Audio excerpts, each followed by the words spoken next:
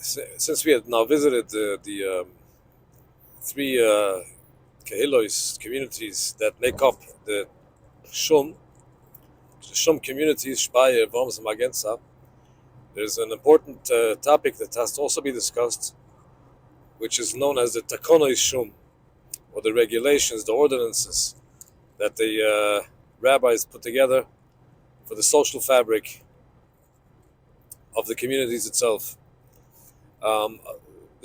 It begs a bit of background. We know that Rabbeinu Gershom in the year 1000 made a synod, gathered all the rabbis in Ashkenaz, and he made a few takonos. We discussed that when we were in Mainz by the gravesite of Rabbeinu Gershom. They were also known as Chadrag or Cherem de Rabbeinu Gershom. People would even write on their letters that they would send to a friend. They didn't want anybody to read it. They would write on it Chadrag, Ches Dalet Reish Gimel, Cherem de Rabbeinu Gershom. That private mails weren't allowed to be read, and a bunch of other takonas that he made. Every place had in its time, which was needed, the rabbis would get together and make certain takonos. Now, the Takanot ShUM, as we discussed, we're going to discuss now. The first one was made by Rabbeinu Gershom. That's not the Takanot ShUM.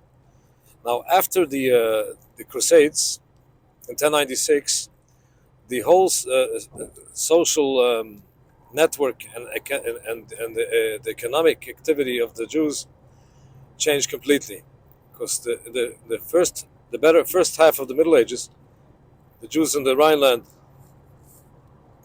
they were a merchant people.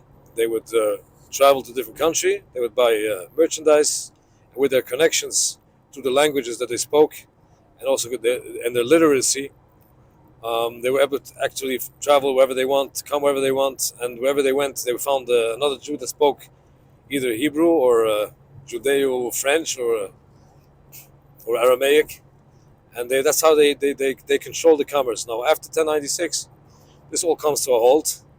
The Jews are not anymore in charge of the control of the commerce, but they're now in the competition with the Gentiles in their respective places of living, and then also with the Jews, so their neighbors. So the competition starts growing very strong between Jew and Jew and Jew and Gentile. Jews become moneylenders, and they start also selling smaller items, peddling,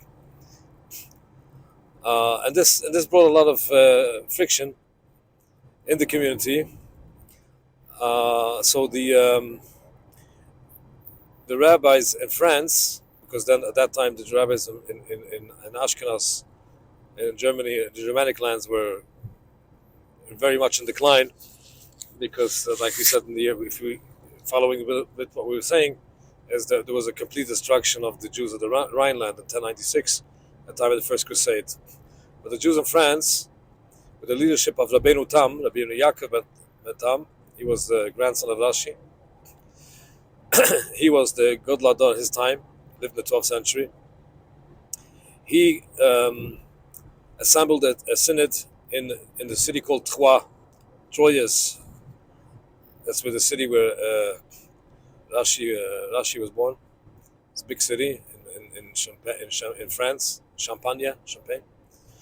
And they gathered and they made the takonos. And based on these takonos, they were only binding for the Jews in France, but the Jews in German lands, didn't feel bound by it, so they made a separate synod twice. One in 1197, 98, then again in the year 1223.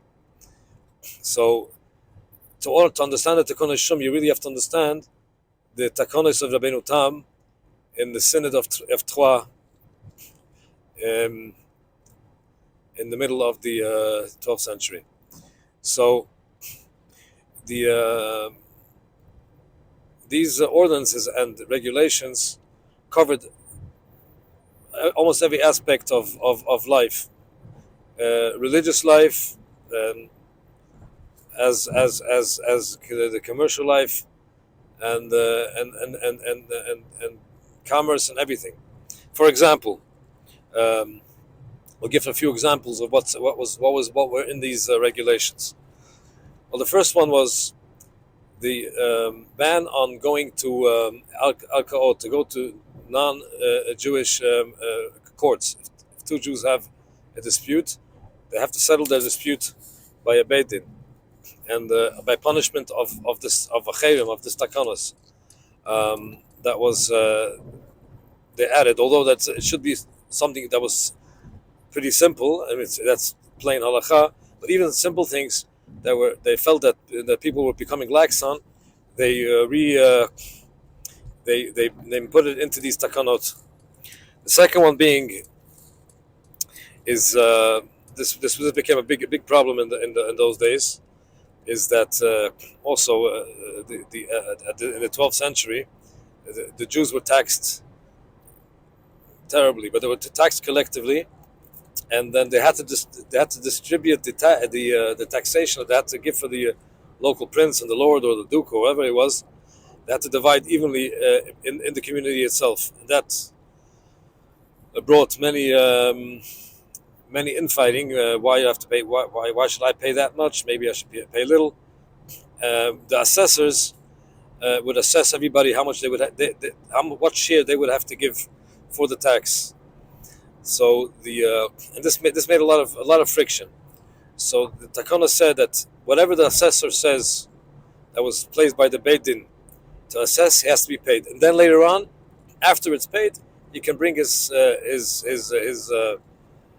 claim to court to settle the matter. But first, he has to pay what the assessor says.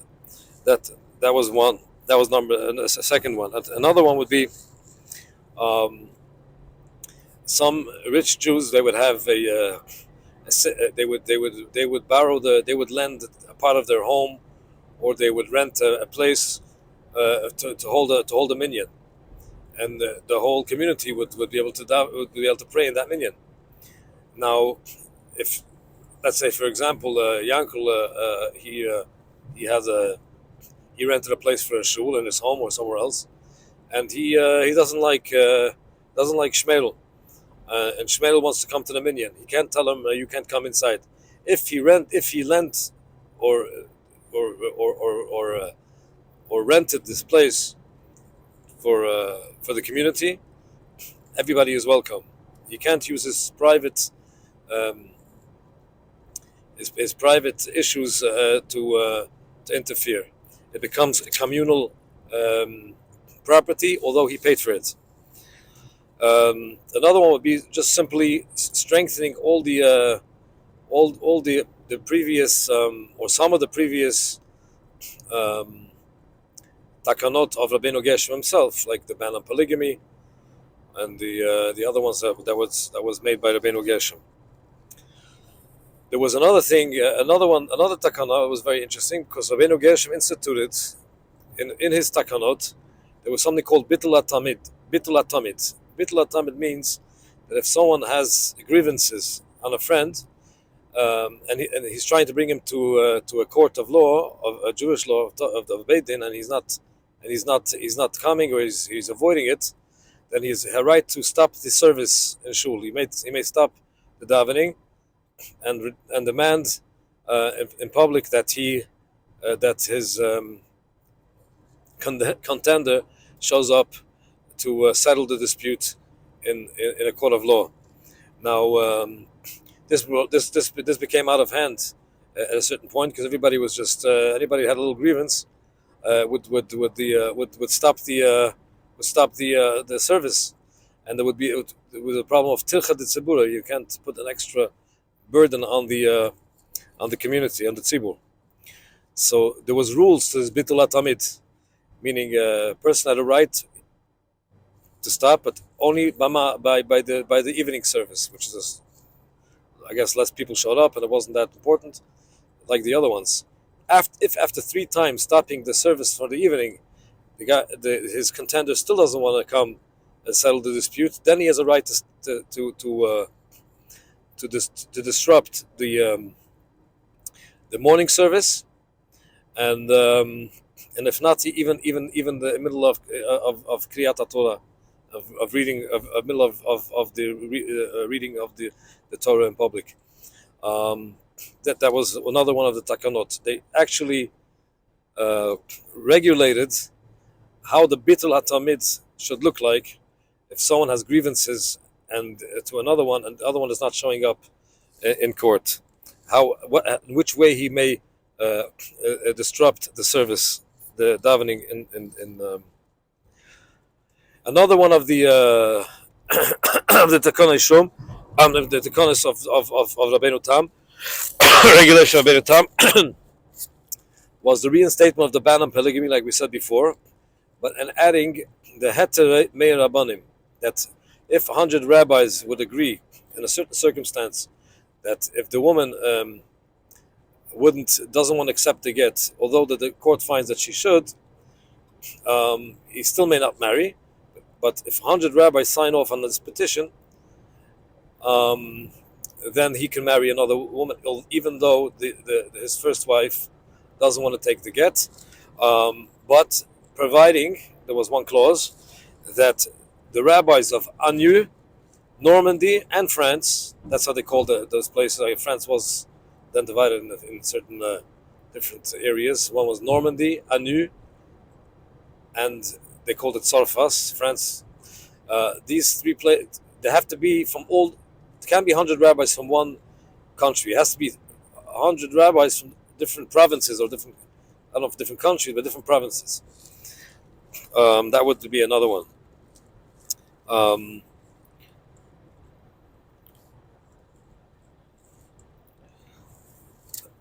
Now, these were some of the regulations that I mentioned. Now, in 1196, like I said before, the Jews in Ashkenaz, they didn't felt bound by these takanot from Rabbeinu Tam, so they gathered in Mainz, and they added and they made another synod, and they added some other takanot. One of the main ones that they added was they made very strong regulations against being a rat, ratting out someone else to the authorities. It was called mesira, or being malshin. That such a person who does it, he becomes directly, someone rats out the other one by the authorities, he automatically becomes unfit for being a witness, and his oath is not an oath, and he is no one is allowed to stand in his 4 cubits until he does tshuva, until he does repentance. And there was a special curse that was done on every Shabbos. Like we make a Misha Beirach, there was also a Misha Pora that they would say for all the Malshinim that was announced in the shul every Shabbos. Another one that they added in the Takanot ShUM, that would be that the authorities should have no say in who is elected to be a chazan or a shamash or any other religious authority in the community. I guess that was also becoming a problem, since some people got closer to the authorities and they wanted to have a say on who was going to be the rabbi or the chazan or the shamash. So that was also banned. Another interesting one was that there was a ban on someone calling the other one a mamzer, a bastard, or any similar synonym, that he would be in violation of the Takanot ShUM. Another one which is quite interesting, because we only know it from the Taisis Yantif, but there was a ban on not speaking in shul at all, mundane subjects, only prayer. Another one would be that's like we were explaining, since the Jews started competing with the non-Jews, so they would like to dress like them. So there was a ban on dressing like the Gentiles. There had to be a difference in dress, and there was other injunctions and other takanot about extravaganza. I mean, how a chatuna had to look like, and how many people you're allowed to invite, and one was not allowed to make just a party if it wasn't the Sudas mitzvah and so forth. Now, this synod that was made in 1197 in Mainz, obviously didn't take hold, because in 1223 in Speyer, they got together again with a second synod. Tens of rabbis gathered, but from the more famous ones was the Riva, the second, from Speyer, like we spoke about him when we were in Speyer. Reb Simcha ben Shmuel from Speyer, also the Rekeach, the one that we just spoke about in Worms, Rebbe Loza bar Yehuda bar Kloinimus, and the Rav Yur from Cologne. These were from the co-signers from the Takanot ShUM that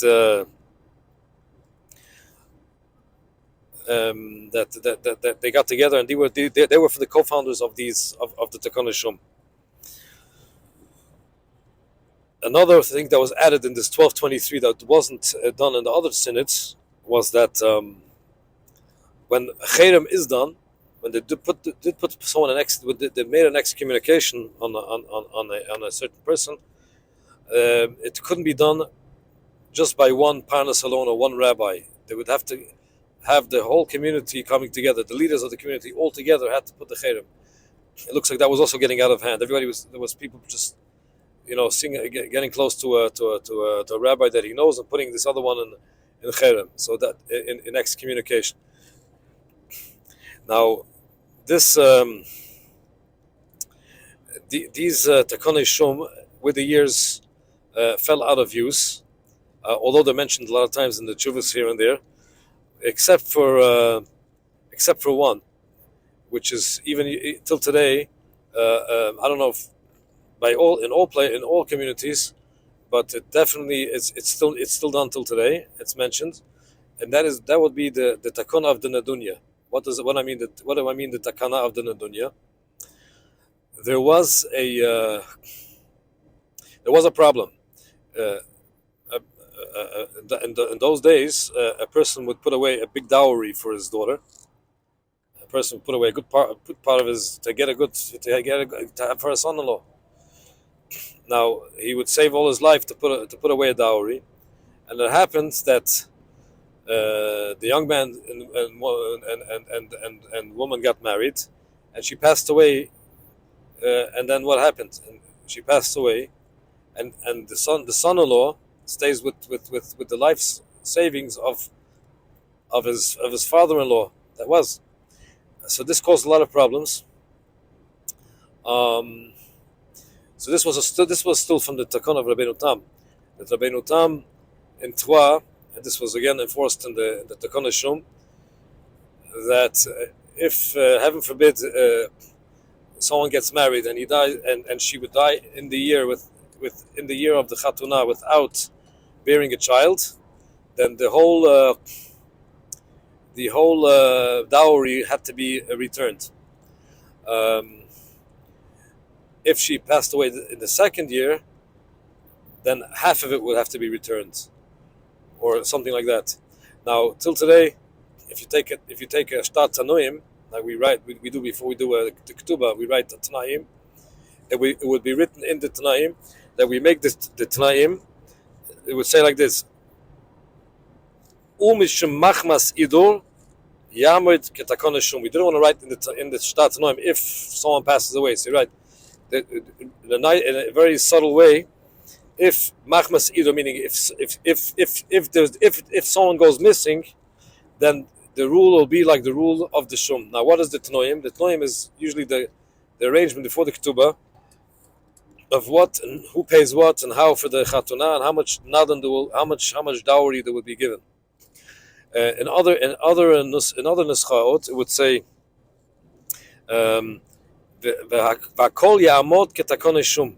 That all that we're writing here in the prenup, like they call it, that's the Tanaim before the marriage.